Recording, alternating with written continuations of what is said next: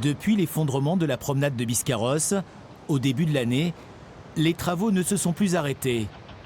La dune, qui portait le cheminement en dur, a finalement été décapitée. C'est un peu le principe, on va dire qu'on l'affaiblit et on voit finalement de ce chantier une opportunité pour retravailler le profil de dune, procéder à une sorte d'écrêtage pour avoir moins de points hauts, moins de points durs et donc être moins friable avec l'érosion. Voilà. Et ça permettra également de mettre en place un système de fixation de cette dune, principalement par de la pose de branchage et ou quelques plantations d'essence. Ces derniers mois, on a aussi travaillé pour l'avenir.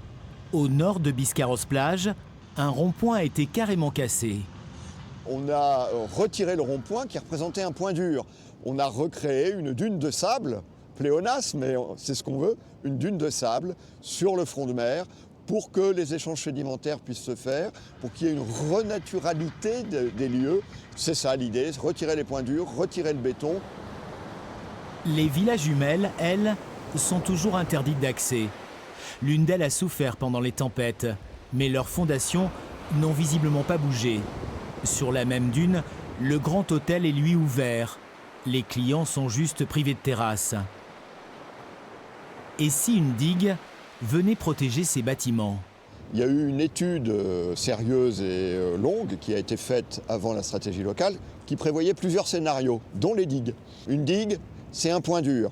Un point dur, ça entraîne une surérosion en aval des rives, donc ici vers le sud, et ça aurait mis en péril d'autres installations. Faire une digue, ça a un sens si on protège sur toute la longueur de la cellule sédimentaire. C'est plusieurs centaines de kilomètres de côte dans les Landes. La station balnéaire se prépare désormais pour l'été. Des camions ont rapporté du sable. La plage aura bientôt perdu les blessures d'un hiver érosif. Un répit dans un destin malheureusement tout tracé.